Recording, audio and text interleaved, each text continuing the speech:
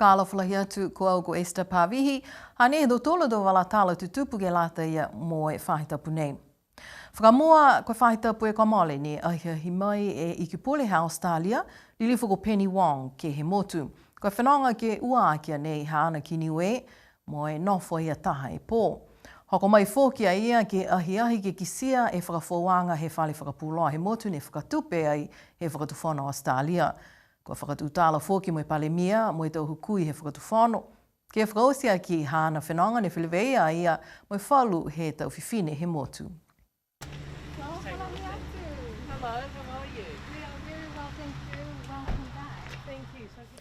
Ko ahiahi mai a ia ke kisia e whale whakapuloa he motu ne hawhangi mahina se petama tau kua mole. Ko tau whakaholoanga ne whakatupe ai he whakatufono Australia ke he ua miliona tāla. Ko whai mga aho fōki he whakatutala mo ia hanga ao ke whalu he tau matakupu ko lauia e te tangata he motu mo e atu Pasifika. Tunga e tau whakaholoanga pensions ke lata mo e te tangata Niue ko lewa no nofo ki Australia kai manako ke liliu mai ki Niue. Pehe e lilifu i ki pule, manako e whakatufono Australia ke ngā hua au loa mo e whakatufono Niue, ke maeke ke maua e tau pension ha lau tolu i tau tangata Niue ka liliu mai ki Niue. Ko tau whakaholoanga kua kamata foki e lau tolu mo e whakatufono he atu kuki a lani. Ko whānu veko i ki pule mo i kise atu ke he tau poko ne whakafōua i he tau whakaholoanga ne whakatupe he whakatufono Australia. Ke whakaosia ki hana a ahiahi mai ke he whāhi whakapuloa, ne whakamāmai e tau mana whakalofa kua tuku atu kia ia. Ko e ka hoa mo e kato ne lalanga i he matuwhine ko whiu mo ka lei he maanga ko tuapa, mo e taha i e pili ko whuakia i he takitaki he board he matakau whakapuloa, Reverend Scandon Misiapo, e mana whakalofa ke he ikipole, mo e tuku atu tau whakaue he matakau whakapuloa ke he tau lango mataiosi ke lata ma BCN.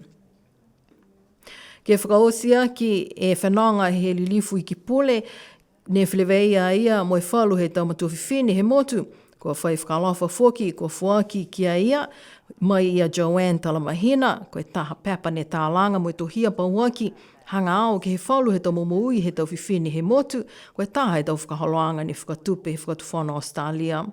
Koe lilifu ko Penny Wong, koe taha he tau whiwhine mua atu e talahaua, ke he tau ngahua politika he lalulangi he tau mga honei. Ko toko lunga hana ko tau whaanga ke he tau iki pule, koe tau eke pule whiwhine he lalulangi. To whala ke he tau walatala he whahitapka hau, whalu he hana tau manatu whakakise. Tō lahi e fulufulua ala mo e matalahi e tau tangata Niue, mo e tau ohi ne tutupu mai he motu nei, ke he tau sianga ne whakahoko e ki o kalana he uki whahitapu. Koe tau nanga lahi ne whakahingoa ko e holonga Niue Festival. Koe tau whakaholoanga ne he matakau ha Kupuatua Trust, ne whakatupia i he matakau Creative New Zealand. Ko mahuinga lahi e tau sianga nei, ke ta paki e tau lolongo mo e tau leo, he tau matua, sipihia ke tau koli ne whakaako ke atu hau fō, ke matutaki atu ano iha, e tau tufunga koli mo lolongo he motu. Whakaue lahi ke he matakau 3 Star Nations ke he tau ata ne kua whakaonga i ke walatala nei.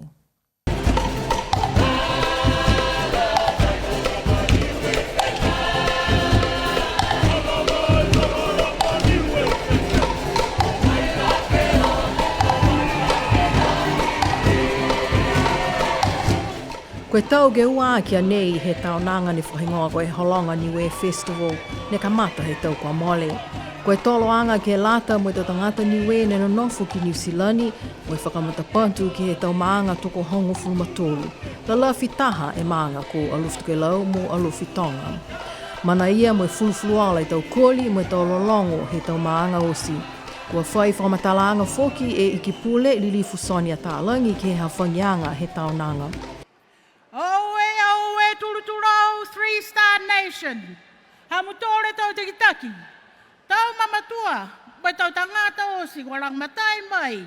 Kei whakamori, e tau nanga mahuinga nei. Whakaue lahi mahaki. Kei tau lilifu e tau maanga, taki toko taha. Kua auloa mai he aho nei. Whakaue lahi mahaki. Whakaue, hako hamutore tau mukuena. Kia tau tōre tau maanga whakahere-here. Pia moe ha tau tōre tau tupuna. Ke tu mau, Ke tūmau, ke malolo, ke matalai mo fia fia. Ke langa ki hake he hatau tōra tau maanga tāki toko taha. Mo e hatau tōra motu whakahere ko Niue. Koe whakamonui na anga ke kamata e taonanga, e tausia i he ako he maanga ko Tuapa, ko Reverend Basni Viviani. Salamo se au honga fulmavalu. Behe mai ke tau tolu ke haunai, ki a kori a mo i fia fia. Ki a kori a mo i fia fia. Longa i tau ka kano uho ke kori mo i fia fia a tau tolu ki ai. Kai hanai e tau ka kano ia. Ko e whakalofa hea tua i a Iesu Kiriso. Ko momo ia i a tau tolu. Ko e hana ta tonu mo e hana mafola. Kua na nofo i a tau tolu. Mo e ha tau tolu tau mga whaua, mo e tau ha tau tolu tau momoi. Hanei whalu he tau ata ne tapaki he mutakau 3 Star Nations ki he tau koli he tau maanga.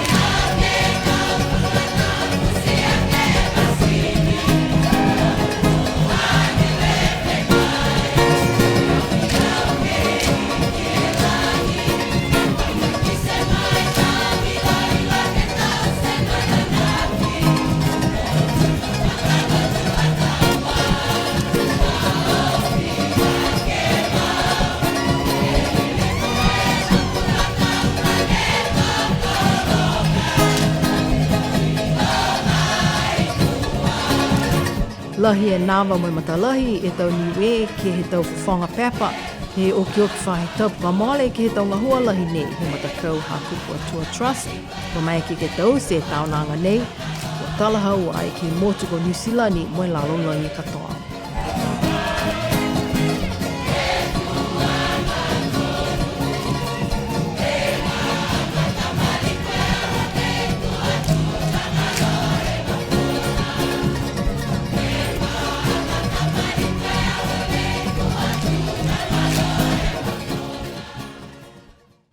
Ko e takitaki he tau e ke kafu he whahinga hua malolo sino ko Dr. Salesi Akawala kua ositua i hana ko tau whaanga.